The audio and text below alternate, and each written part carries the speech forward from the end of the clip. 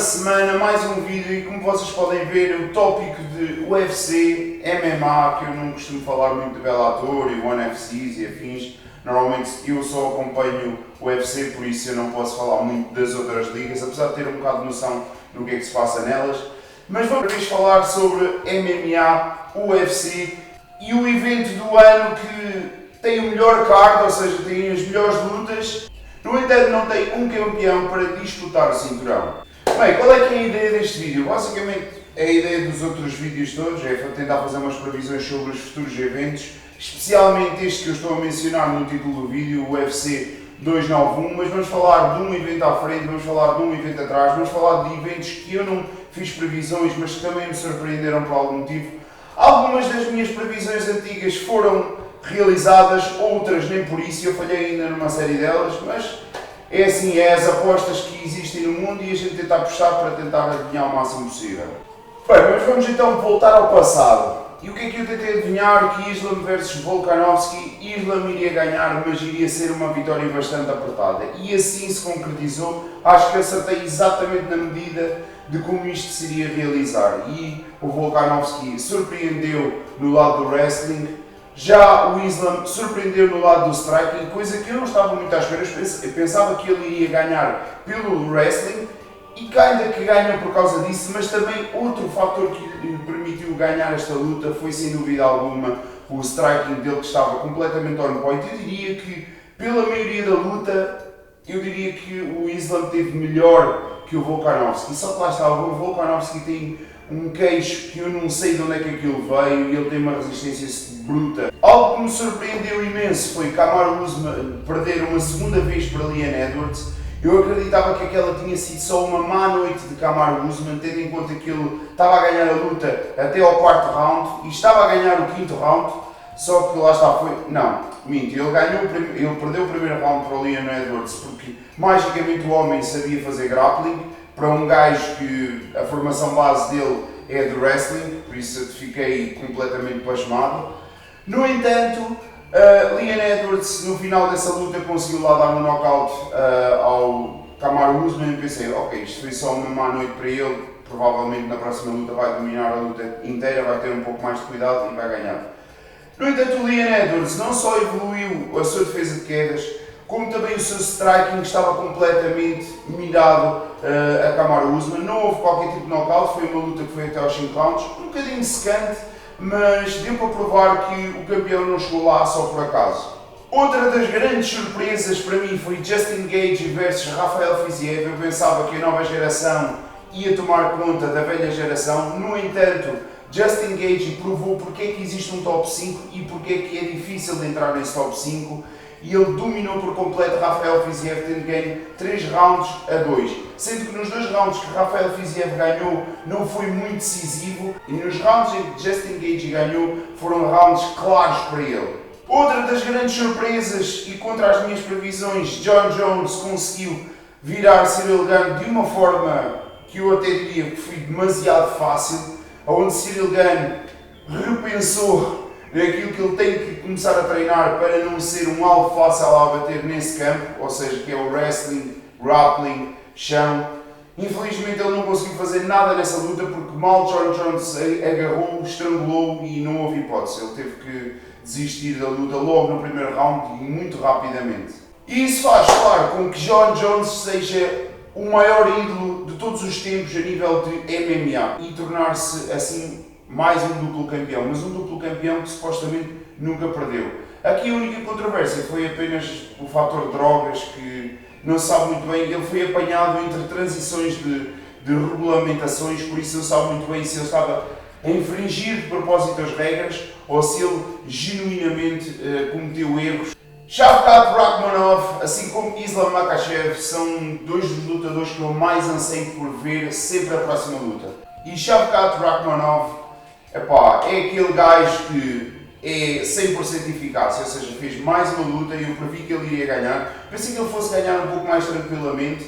No entanto, ele aceitou lutar contra um adversário que estava acima do peso permitido, ou seja, ele aceitou lutar com ele mesmo assim, derrotou decisivamente, ou seja, ele estava a ganhar em rounds e ganhou por ter estrangulado o adversário em pé, ou seja, pensava-se que ele pela primeira vez na vida iria a uma decisão, mas no final da luta, já com o adversário completamente cansado, conseguiu lá tomar uma posição e dominar o adversário ao ponto de o estrangular. Bo Nickal, uma das jovens promessas no UFC, cumpriu aquilo que eu tinha dito, ou seja, conseguiu cumprir com uma vitória decisiva sobre o seu adversário. Já Raul Rosa Jr., outro prospect que era muito jovem, ou seja, tinha acabado de fazer 18 anos quando assinou pelo UFC, infelizmente viu a sua primeira grande derrota e percebeu o quão imaturo ainda é neste jogo de luta. Ou seja, ele tem completa confiança no seu grappling, mas infelizmente o seu gás e o seu striking estão muito aquém daquilo que é preciso para ser um lutador de MMA. Já Alex Poatan versus Israel Adesanya foi uma luta que me surpreendeu, porque estava a acontecer tudo aquilo que eu pensava que ia acontecer, que ele ia tentar, ou seja, o Alex Poatan iria tentar dar rush no Israel Adesanya para tentar acabar a luta mais cedo e não fazer os 5 rounds. O Israel Adesanya estava bastante desgastado, ou seja, tudo previa-se que ele iria knockdown outra vez, ou knockout. Infelizmente isso não aconteceu. Porquê? Porque quando ele começa a dar uma fúria de ataques em cima do Israel Adesanya e ele já se está a ver ali meio lixado para se desviar, é quando o Israel Adesanya espeta-lhe com a mão direita e espeta-lhe bem, e o homem, pronto, como ele tem que fazer um corte de peso muito bruto para conseguir entrar naquela divisão, a resistência dele a nível de queixo não é das melhores e, como é lógico, ele cedeu com o primeiro murro. O Israel Adesanya foi à caça de mandar mais uns tiros, conseguiu dar-lhe um knockdown, um knockout e, infelizmente, para mim, Alex Pereira perdeu. Aljamain Sterling, toda a gente pensava que ele chegou por acaso a ser campeão do UFC por causa daquela joelhada ilegal de Peter Yan, onde o mesmo viu-se obrigado a perder aquela luta que ele tão bem estava a ganhar, ele estava a ganhar basicamente todos os rounds. Mas não só Aljamain Sterling ganhou a segunda luta, um bocadinho crítico, apesar de eu já ter visto algumas reviews da luta, eu achei um bocado crítico, eu acho que a luta estava ligeiramente acima para Peter Yan, mas pronto, também não vejo de todo o mal de terem dado o título a Aljamain Sterling. E agora ele tinha que provar mais uma vez que ele estava lá por algum motivo. Fez esse desafio contra o lendário Henry Cejudo, onde ele teve algumas dificuldades, mas venceu 3 rounds a 2 decisivamente. E Henry Cejudo, para um campeão, um duplo campeão que já não via a cor da bola, ou seja, já não via uma luta há tantos anos, eu acredito que ele estava extremamente bem e espero que ele continue a competir, porque acho que mais 3 ou 4 lutas ele ainda consegue fazer confortavelmente. O UFC 289, que ocorreu no fim de semana passado, I guess, sim, foi no fim de semana passado, onde vimos o retorno de Charles Oliveira depois de ter perdido tão decisivamente contra Islam Makhachev. Foi aqui que ele provou que ainda tem muito para dar, porque eu, muito honestamente, eu não pensei que ele fosse vencer ao Beneil Dariush. Eu pensei que o Beneil Dariush, apesar de não ter um striking tão bom a nível de chão, ia dar conta do Charles Oliveira, e foi um bocado o que nós vimos. Se vocês forem ver bem, aquele round era do Beneil Dariush, sem dúvida nenhuma, mas lá está, o Charles Oliveira tem ali uma aura de se conseguir recompor mesmo depois de situações muito más. E aquele pontapé direito dele é tipo uma cena, é um verdadeiro canhão na cara dos adversários. Porque se visse que o Beneil Dariush, nos 2 pontapés que ele sofreu, aquilo teve um impacto tão grande nele que ele não conseguiu se recompor durante a luta toda. Ou seja, ele recebeu logo no início da luta, viu-se que ele ficou meio chacoalhado, mas lá conseguiu dar a volta à questão, mas nunca ficou a 100%. Se vocês repararem, ele continua a dominar a luta, mas não está a 100% dentro da luta. E é quando depois de um grapplingzito em que ele está a dominar o Charles Oliveira, o Charles Oliveira ainda lhe dá umas cotoveladas, mas aquele exchange é claramente do Beneil Dariush, até que ele lá se consegue levantar, levantou-se e deu mais outra patada. O Beneil Dariush aí estava completamente desencontrado dele mesmo, o Charles Oliveira só teve que encontrar a mão direita no Beneil Dariush e foi um technical KO.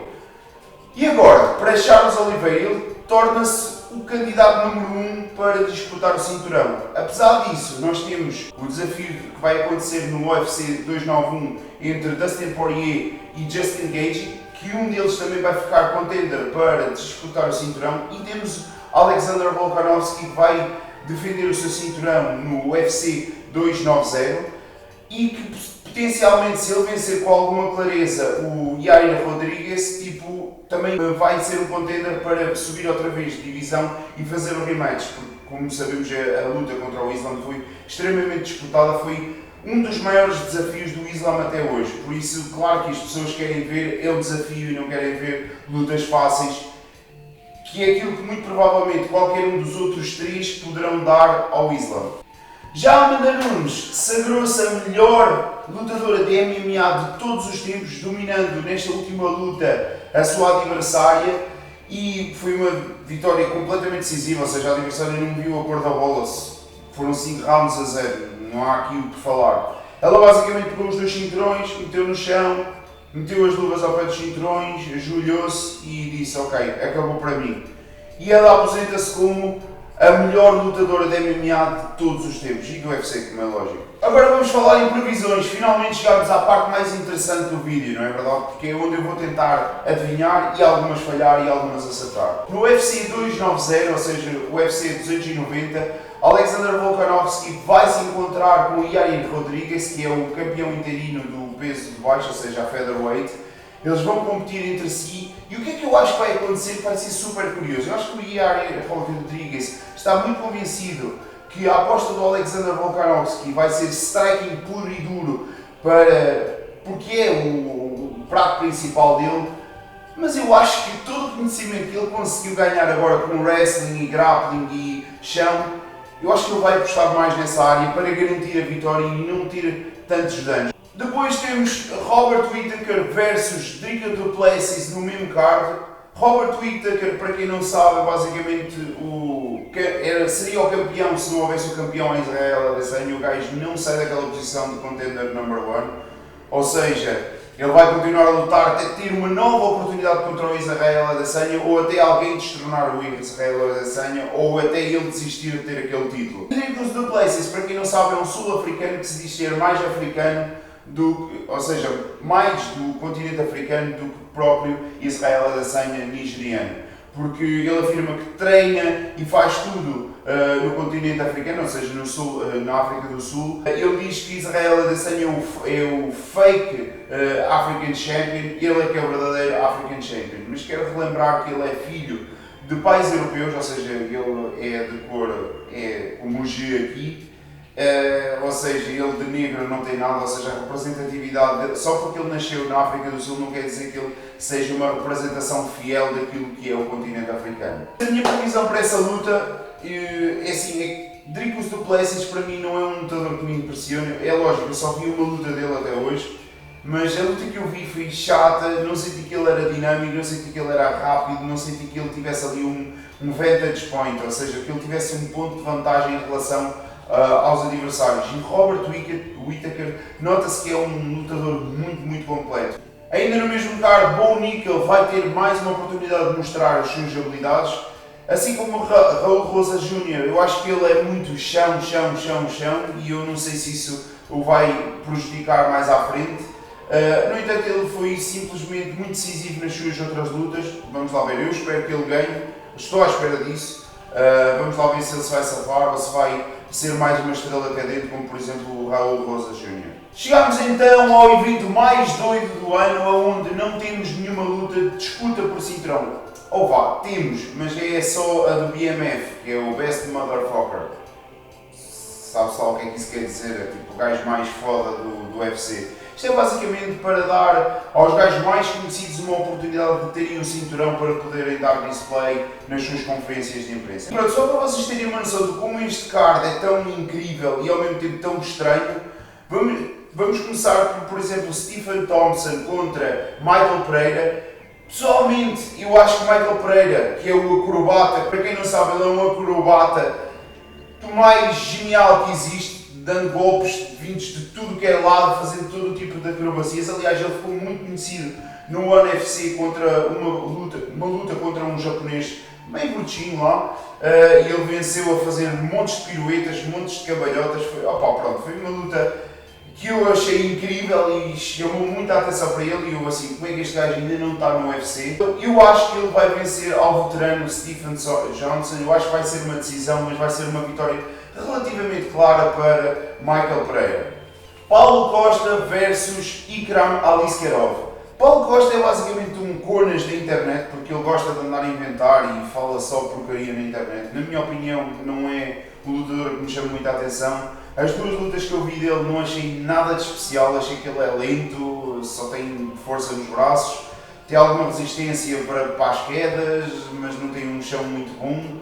Opa, pronto, o gajo tem um poder de knockout fixe e é por isso é que ele chegou onde ele chegou, mas tirando isso, para mim, ele não é nada de especial. E ele vai lutar contra um gajo que literalmente foi o maior desafio, tirando o Gilbert Burns, o maior desafio para Khamzat Chimaev.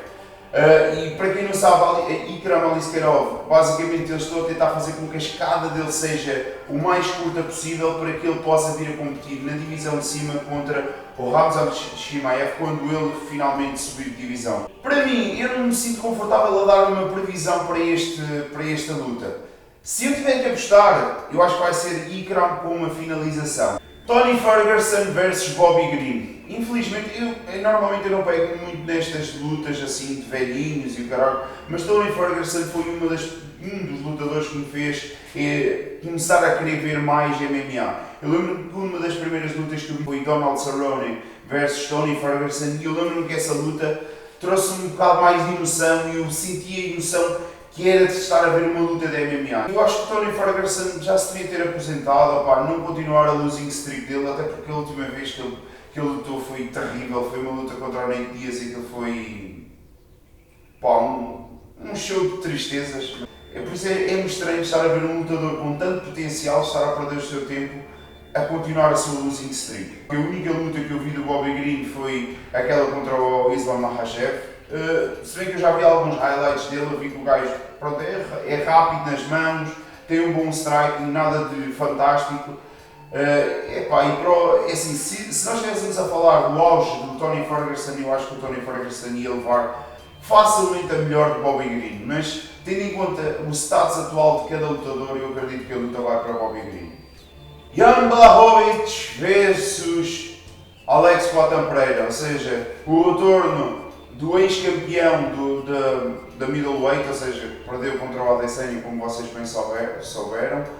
No entanto, eu estou com boas expectativas para Alex Poatan Pereira e eu acho que ele vai conseguir vencer este veterano, tendo em conta que eu acho que ele já melhorou muito a sua defesa de quedas, tanto que ele já teve um adversário que tentou deitá-lo mais que uma vez ao chão e ele conseguiu se manter em pé, e agora a treinar com o Glover Teixeira eu acredito que ele conseguiu melhorar muito o sistema de quedas dele.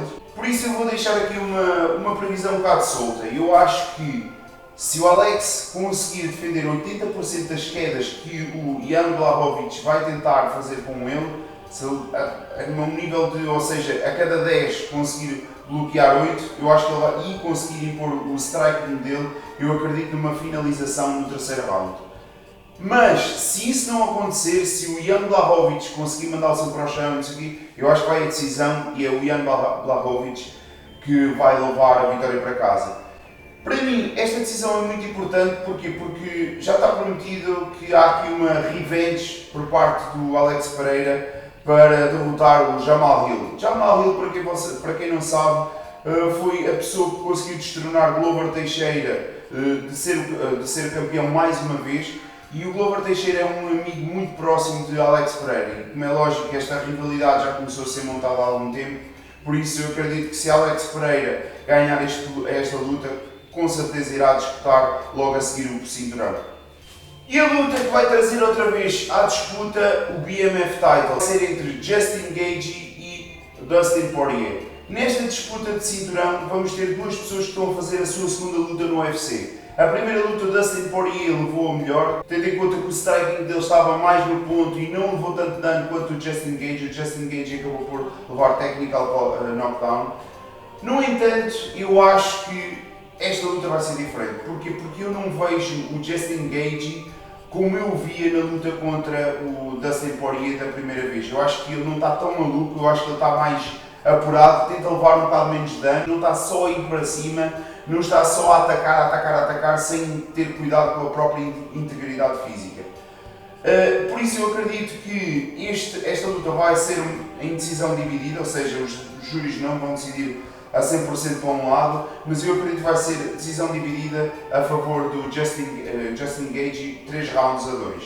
Quem não sabe, eu tinha previsto que Peter Yan versus Sean O'Malley, acreditava que Peter Yan iria dominar por completo Sean O'Malley, e Sean O'Malley naquela luta surpreendeu. E neste novo card anunciado, ou seja, neste novo evento anunciado, o UFC 292, eu acredito que Sean O'Malley vai repetir a proeza e vai nos surpreender mais uma vez com uma finalização. Eu acho que esta minha previsão é algo controversa, porque, é assim, olhando no papel, eu acho que o Aljamain Sterling é um lutador mais completo que Sean O'Malley, mas epá, temos que admitir, tipo, aquela luta contra o Peter Yan fez-me ter outros olhos sobre o rapaz, e eu acredito que ele vai ser capaz de dominar o Aljamain Sterling com algumas dificuldades, e eu acho que ele vai conseguir uma finalização. Porque basicamente é impressionante o IQ que ele tem de luta.